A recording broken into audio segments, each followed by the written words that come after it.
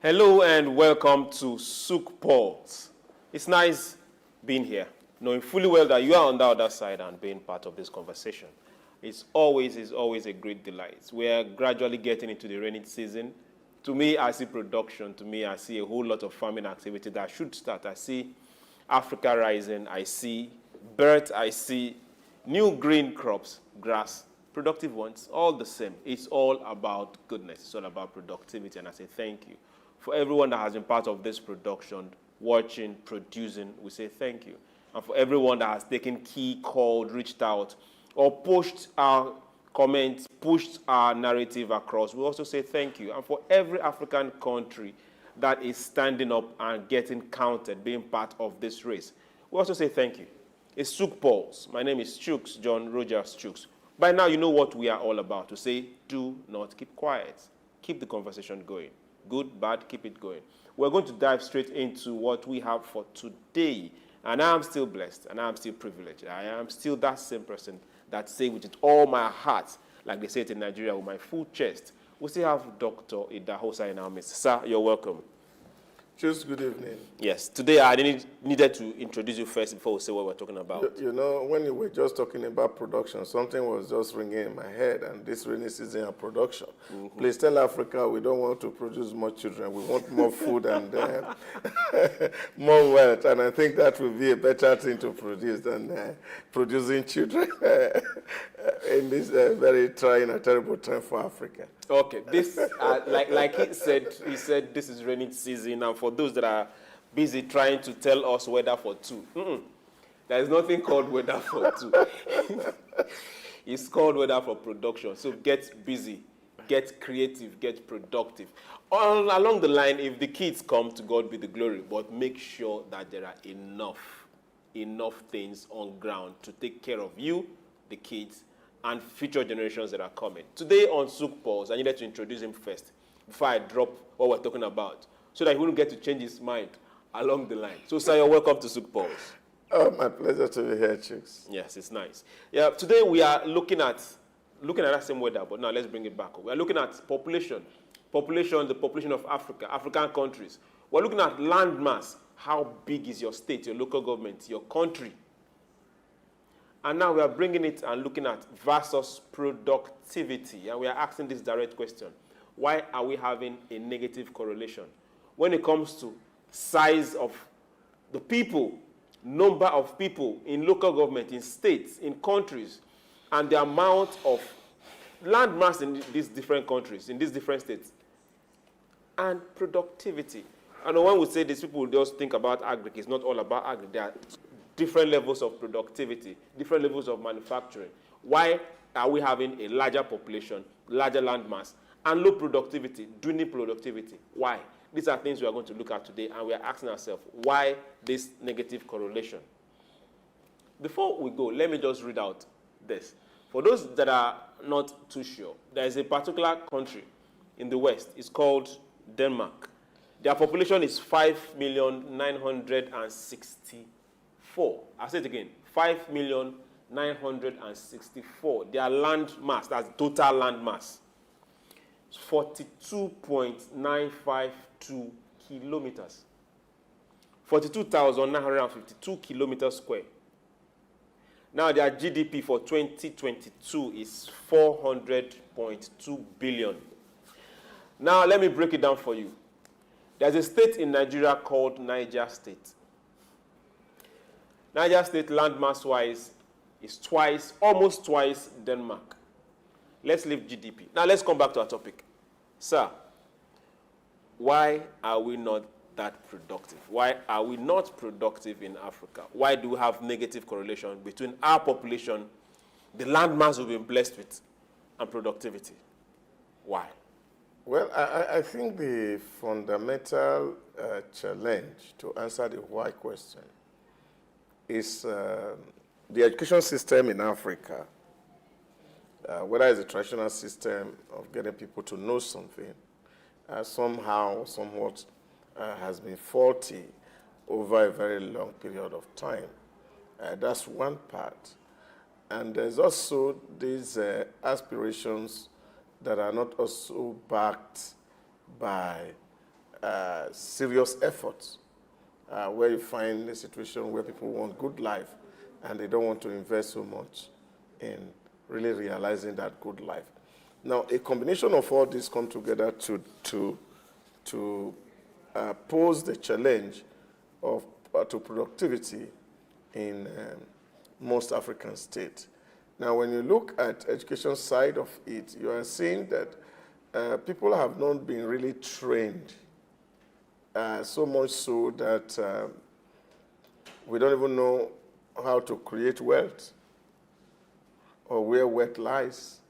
So it's that financial literacy that's also missing hugely in Africa. And so we don't know how to get people to begin to create wealth and sustain such wealth creation. So for me, is that mixture. We also have the problem about parenting, which also is for me a fundamental issue. I was speaking somewhere on Saturday, and I was telling them one of the big challenges when you talk about the empowerment of women, for example, is the problem that most women had been conditioned, maybe by stereotype, to believe that a man must have to take care of them. And that kind of socialization has a very huge implication for productivity. And you also see parents today who feels that, oh, I don't want my children to suffer. And because they think that work is suffering, and this is also fundamentally wrong. And so we feel that there's a way we can educate our children to a point that they will not need to work and they will have things working for them. So these are the kind of misconception that we see in our environment that's actually responsible for this lack of productivity, as it were. Okay. If this were to be a debate, I think we'll just ring the bell and give you the prize. But as it stands right now, we still need to hear from every other person. Now, you've talked about education, you've talked about people wanting the good life and not willing to invest in it. You've talked about financial literacy, you've talked about parenting, you've talked about a segment having that notion that women are not supposed to work. Okay.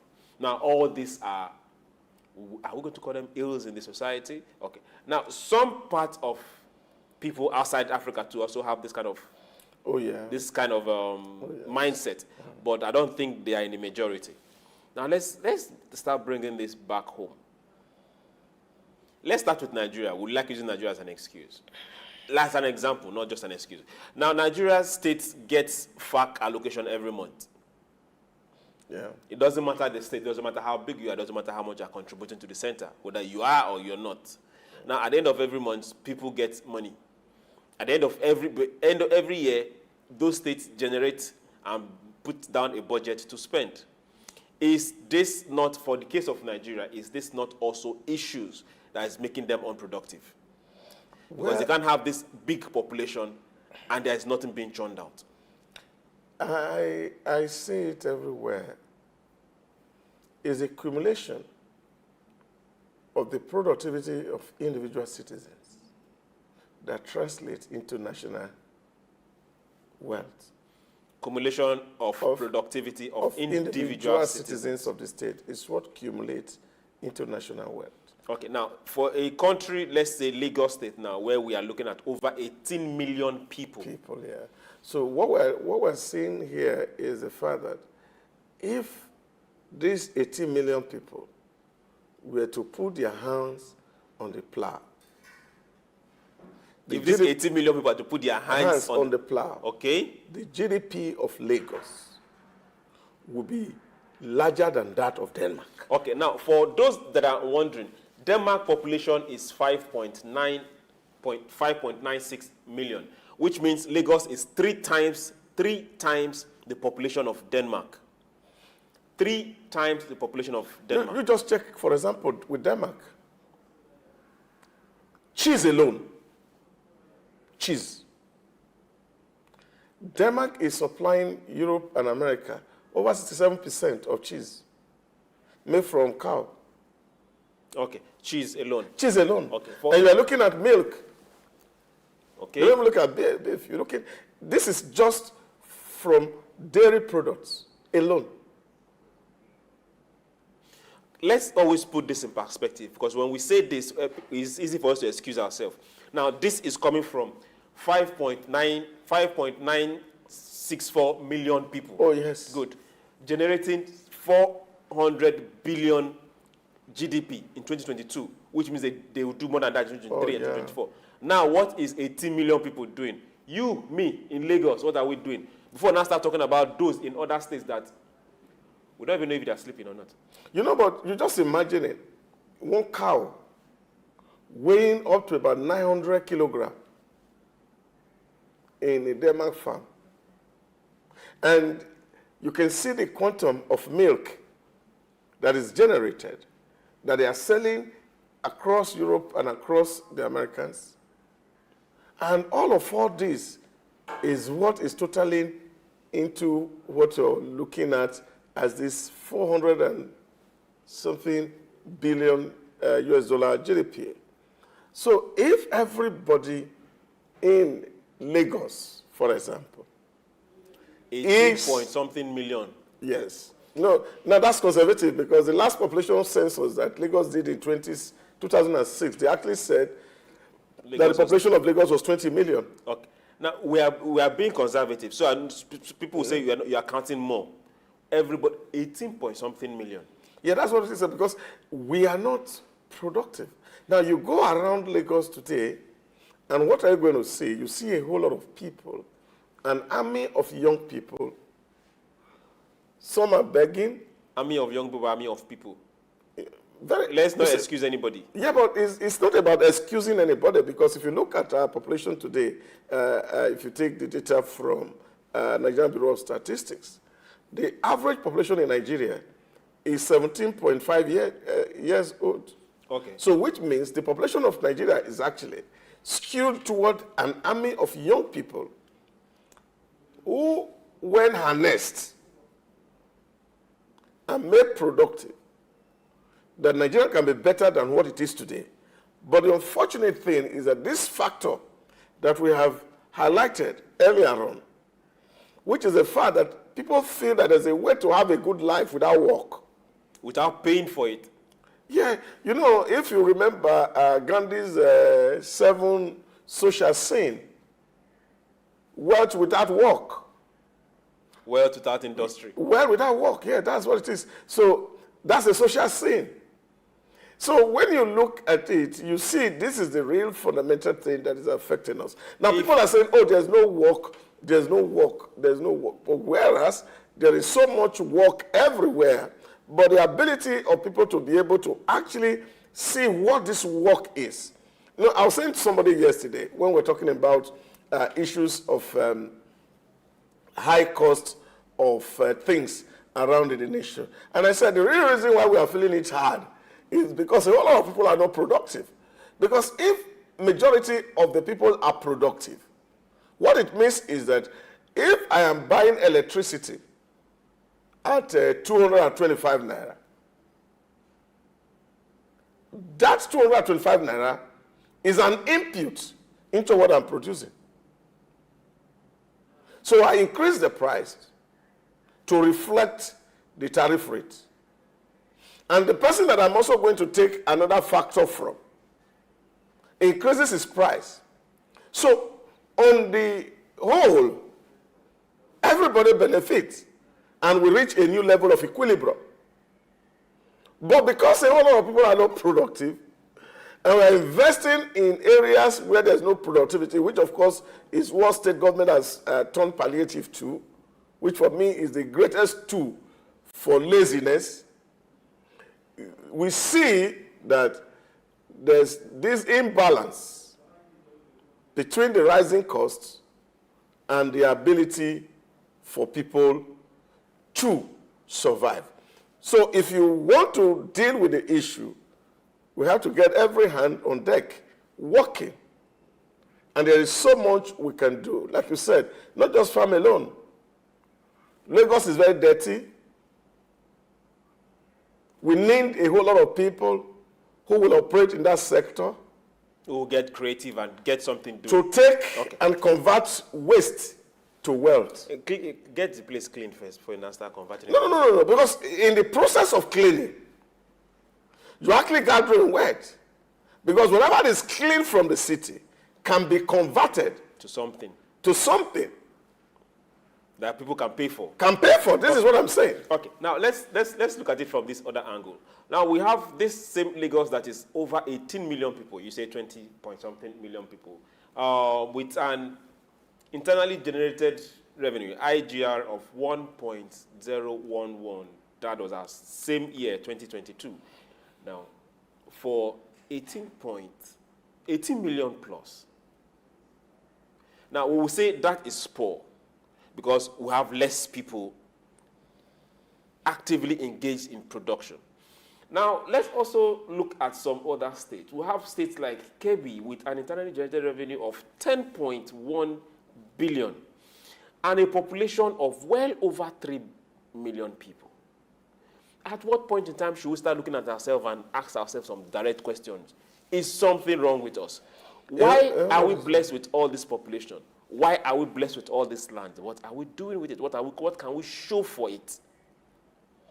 Well, I think a lot is wrong with us, and there's no doubt about that.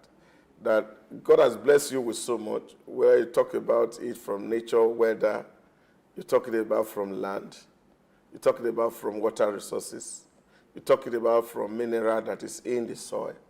So God has given us a whole lot. Now, all these things are lying in potential. And until these things are converted actively, like Newton says, everything is perpetually in a state of rest or a state of motion until a force is applied. Force of inertia. Yeah. So if there's no force that's applied, they keep rolling remain. On this issue, what force needs to be applied? Yeah. Now, what force that we need to apply is to first and foremost educate Nigerians. Let me speak about Nigerians. Education will take time. No, it doesn't take time. I'm not talking about in terms of going to school to go and spend 5 years or 6 years and graduate. That's not the point I'm making. I'm talking about the sensitization. Okay. That wealth comes with hard work. And that this is not provided by government. It's not the responsibility of government. It's not the responsibility of government to provide wealth. To put food on your table. No. So that's your own responsibility. So what we do and what government is doing really, and that's the function of government, is to regulate economic activities within states. So the idea of governance for us in Africa is what is problematic. That people think that it is a function of government to make provisions for people. No, that's not government's function. What government does is provide basic amenities to create an enabling environment for businesses to thrive. And that comes in the form of laws that regulate practices, and sometimes you also see them in the form of social interventions. Or by maybe infrastructure. In building schools. Now, it is the productivity of the individual that puts resource in the hand of government to provide basic infrastructure. The productivity of individuals put money in the hands of government to build world-class infrastructure. So if we are not productive, we can't get money to give to government in form of tax, in form of tariffs, then government will not have money to give you infrastructure. Okay. Now, for this particular case, now let's start from here. Who are we going to hold responsible? Are we holding me responsible?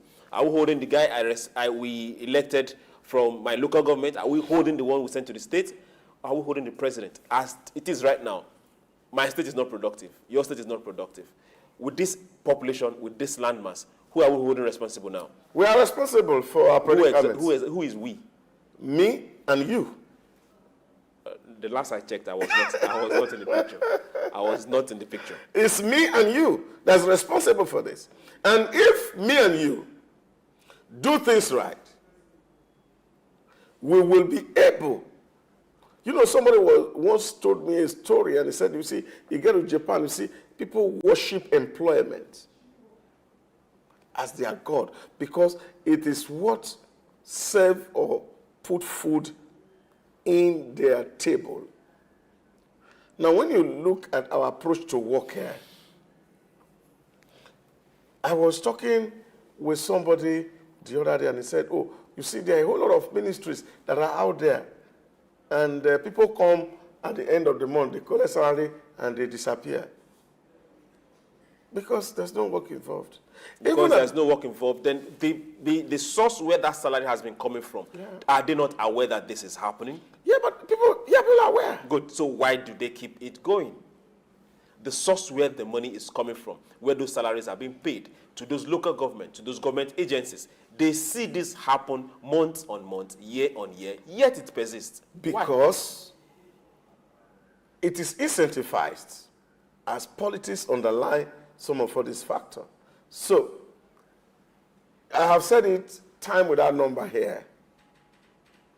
As long as we are concerned about the next election and not the next generation, that force, that inertia we're talking about, cannot propel or stop this, our downward trajectory. Okay. To the place of slavery or destruction, if I want to put it that way. Okay. Now let's go down to, now we've looked at our population. Well, let's look at the landmass. Now, if you travel in some African states or some African countries, you get to some plain lands. You will be here and you'll be looking at to where your eye can see. The only thing you see is maybe trees if you're in the savannah, or maybe rainforest if you're closer to the coast or the rainy side of the place. But so in most of these places, you will not see those lands being put in active use, in productive use. At what point should we start telling ourselves, people, wake up? This is a resources, not just what is underneath the ground, what the ground itself that you're seeing. Why are Africans not taking opportunity and getting those lands busy? Yeah, but in terms of also speaking to both the population of Nigeria and the size of the land, it's also important for us to be able to correlate what has happened in the last over 60 years till today. Take, for example, by comparison, the population of United Kingdom at the point they were giving us independence was about 55 million people.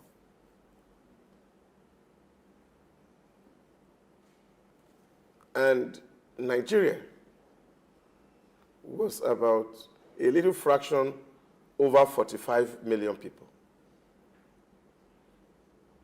Now, in 60 years, the population of the United Kingdom had risen to about 65 billion people. And Nigeria had moved from 46 or 45.6 million people. Now, by estimate, some people say 214, some people say 216, some people say 220, depending on which figure you are using. But let's say 200 million people. Now, you see that why the most important factor of production, which is land, had remained the same at 900,000 square kilometers, the population had been growing in geometric proportion. Now, what this means also is that the land tenure system in Nigeria is also a very fundamental issue that we must also look into. But the land is still there. No. It's not being farmed. No. Majority of it is not being farmed. No. It's just bare the way it is. No, you have to understand how this works. Which exactly? Yes, the example work. You see, there are a few states that has the example of land. From where I come from, if you go to my village now, most of my if we were to go home now to say I want to go and farm, I can't find a farmland. And that is because... What about the neighboring community? Yes, of course. People are also in the neighboring community. That's what I'm talking about. They will have somebody... So take, for example, in my state that is a door that is landlocked. Okay. Really getting access to land is difficult. And that is because... is this like an issue or an excuse? It's not. It's an issue. But what about those lands that are not being farmed? That is the point I'm going to tell you. Some state actors actually have signed some of those empty land that you are seeing to some individual who have been given right over that land for a period of 99 years and with documents. Okay. Now, let's leave your state and move to where we have the population, where we have the land. Population on paper. Now, if you travel from Niger State happens to be one of the biggest states in Nigeria. About 79,000 square kilometers. Now, if you travel from Niger State all the way to Kaduna, to Kebbi, to Gombe, down to Taraba, down to the east, you will see lands that are bigger than countries. No farm activity happening there. Are they also having the same issue? Yeah, but that is what we need to check out. Okay. It's not just agriculture. There are other productive endeavors. Why are Nigerians not getting into them? The number of people are there. The land is there. So no matter what we are signing or who we are moving the land to or 90 years or whatever, this is there. Okay, people will say security. Okay. What is the reason? Because if we are looking for an excuse, the excuse is always going to be there. What is stopping us from getting productive with these numbers, with the land mass? Yeah, I don't know how to restate this fact over and over. For people to be productive, there's a correlation between the level of education and productivity. Okay, if we say level of education and productivity, growing up, I lived amongst elderly people. And now a lot of them were not, if we say formal education, but they were very productive, very, very productive, and they were doing very well. A lot of them were very elderly people who had very large farms. And they had both the young people from other communities coming to work in those farms. And they made sure their children also worked in those farms. Now I don't know what it looks like. What and why are we losing this kind of culture? Because at that particular point in time, food was not the problem. You see, because our educational system was not documented or written with chalk on the board, doesn't mean that we had no education. My father taught me how to farm,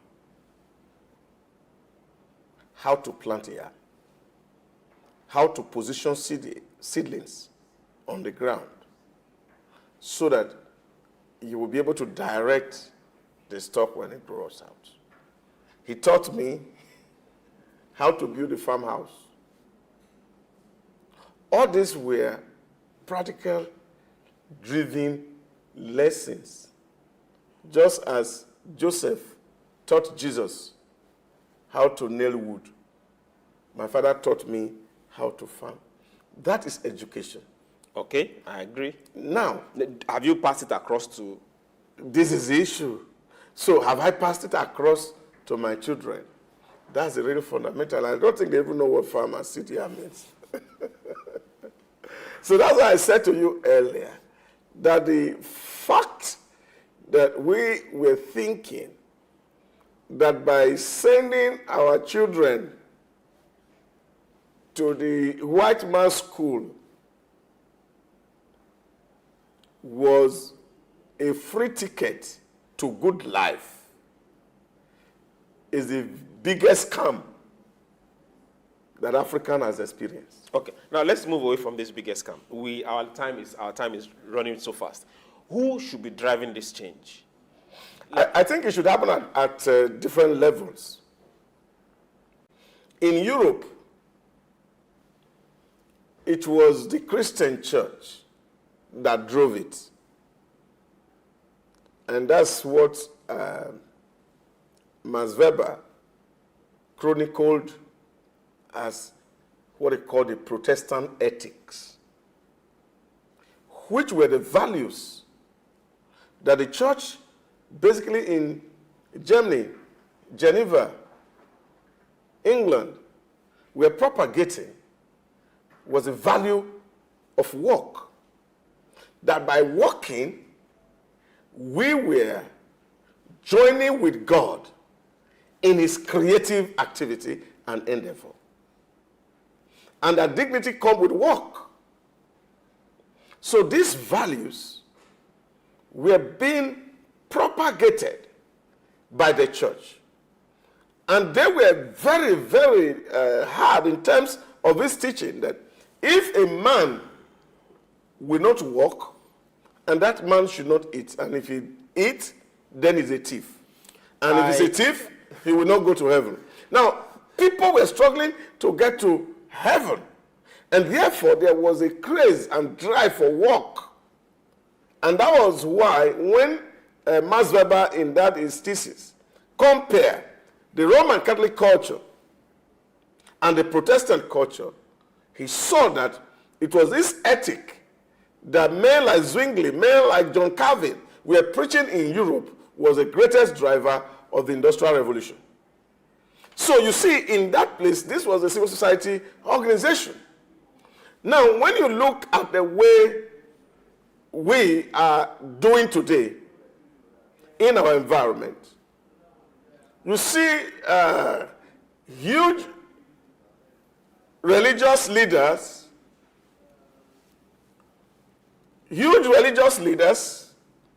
all of them focusing that government is not doing well.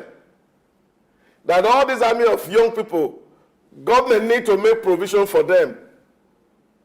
And therefore, you have this entitlement mentality of an average young person that it is because government is bad, that is why I don't have a job. So this is where you have to look at it. So the conversation is not going to happen only at the level of government alone. It must also happen at the level of civil society organizations, like the religious organization, to emphasize the importance of work and hard work at that matter.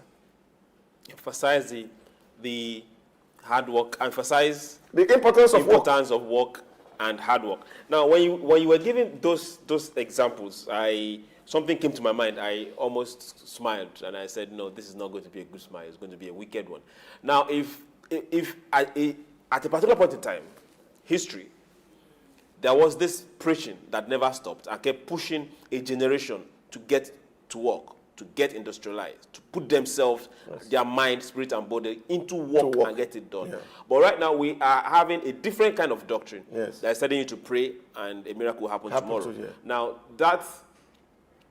we are still waiting for the research to see where that is going to come out from. No, there's no need to research. We know where we are. We are not going there. We're not going there. No, we know where we are. We don't even know to do a research. See, the importance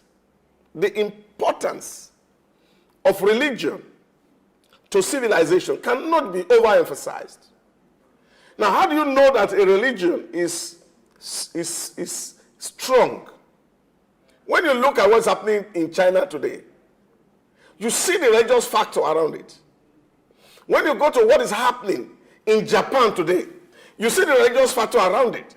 When you see what is happening in Europe today, you see the religious factor around it. This is massive. Very massive. And we must learn to know that what God wants us to preach is his value, not the psyche. Okay. Let me ask this question. Now we have population, we have land. On paper, we have states whose population is very, very high. Now, also, we have, what's it called? We have allocations being given based on paper population. Can we have a system whereby allocation is given based on productivity? Because if this continues, all we have is politics of numbers, politics of census, politics of every other thing that is not profitable to the center, that is not profitable to the nation, not profitable to anybody. Can we start saying, if your state is not producing, your allocation cannot be high? Allocation based on internally generated revenue. Yeah, I think it is the mistake of those who design our curriculum that's actually the biggest challenge we face. And our craze for paper qualification has not also helped matter. And that's why you are hearing all manners of conversation. And people say, oh, your president is not a graduate. We have graduates who cannot think.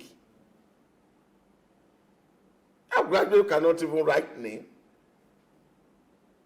Should not really become the critical requirement for getting something done. I have a friend in UAE, and he was saying he was looking for a job all throughout his job. Nobody ever asked him which university you graduated from or what class of degree that you hold. You come to the place and say, which job did you apply for? You say, oh, you apply for ICT networking. And then they give you a system and say, go and network. So you do the job, and then they see that they can do it, and then they can start to negotiate, and at documentation, they ask you to bring in your certificate. But it's not the principal criteria for determining whether you are going to get a job. What is going to deliver the job to you is the fact that you have a hands-on experience. So what did you study in school? Accounting. What we need somebody who is going to be a management accountant for our company. That's what you're applying for. Nobody is asking whether I have a PhD in accounts or accounting. And then you go ahead and demonstrate to us how management accounting work. And that will be the ultimate determiner whether you get a job or not. So this is where really the emphasis need to go back to, which is the apprenticeship culture of Africa. So we learn under somebody, and we are not released until we are certified to have known the job. Now, if our education system is not designed in that way, then we have a lot of problems. Because the way the education system is running today is your ability to cram and memorize the notes that is given to you, and then regurgitate it at the exams that determine whether you have a first class or a second class. And therefore, you may have a first class, and when that particular course you studied and you had a first class in, and we are going to have interaction on it, you may have really little or no idea. You could state the Newton law, but putting it to work become difficult. So this is where we need to make education functional. And that is the only way we can drive productivity. Take, for example, a lot of people get into the School of Agric in Nigeria, not by design that they want to become a player in the value chain of agriculture, but maybe because fate had not given them a space in the regular university because of a cutoff point and the rest of them. And then they find themselves in the School of Agric. And then they graduate from the School of Agric, and with their certificate, they are looking for a job in the banks. There's no agriculture in them. Now, let's also go to some good numbers, then compare it down this way. Now, Holland, if we look at their land size, is 41,850 kilometers square. Belgium, 30,688 kilometers square.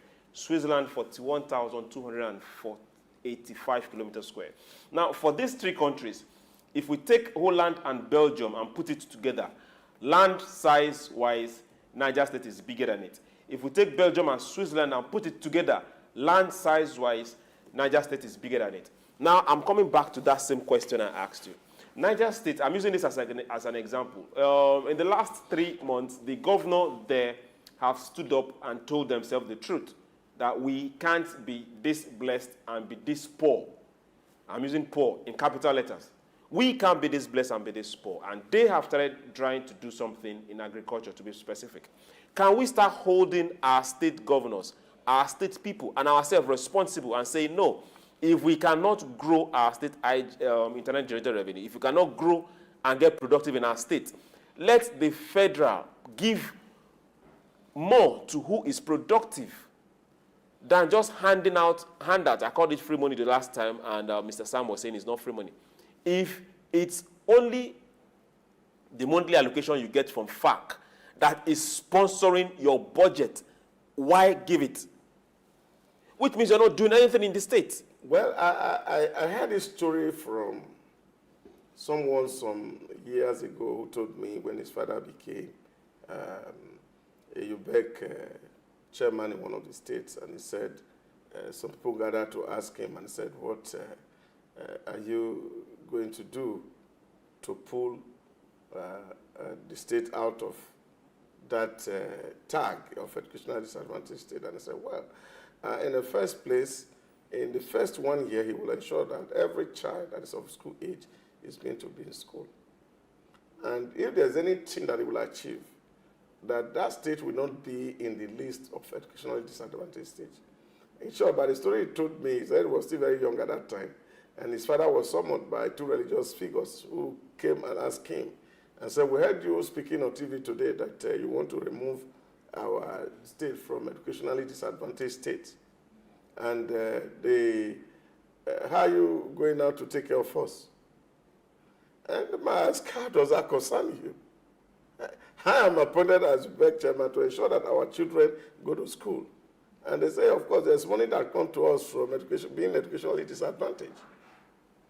Now, the day I was telling this story in one occasion, and somebody who was also in the education ministry in another state said to me, oh, that the first time they made him say he traveled to Abuja, the first thing they told him, he said the same story.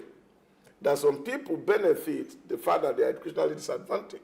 And what do? They continue to perpetuate that disadvantage so that they can continue to get benefit, maybe from donor agencies and the rest of it. You see, maybe that's where the policy issue need to come in. And because there are parameters for dividing or sharing allocations that come to states. And those parameters are the one that you see either the size, your population, land size, and the rest of it, and the number of local government determine and come together to determine what you get from SOUQ allocation. But the money that goes actually to SOUQ allocation and the royalty that government gets from the natural resources and the tax collectible at the center. Okay. But here, there is also a component of that, which is, for example, the value-added tax, okay, which is collected. Now, federal government only help in sharing the value-added tax. That's why you see on every occasion, Lagos State is always far ahead of every state in terms of what they receive from value-added tax, followed by Port Harcourt, River State. Now, so aside this, we are generalizing on everything. If you are not productive, the federal government in any of the country should not fund your laziness. No, government is not funding laziness. That is why you see. If government decides to say, okay, let's divide money coming from natural resources among the states in whatever percentage. No. The principle of fairness, we see, yes, good. The component when we say principle of fairness, it is also the same thing. We are still funding laziness. No. That is not what it is. Let me tell you what happens here. Take, for example, Lagos is about a 51 billion naira monthly economy. You can't take that away from them. You can't take that to Ogun State. You can't take that to Kwara State. You can't take that to Kogi State.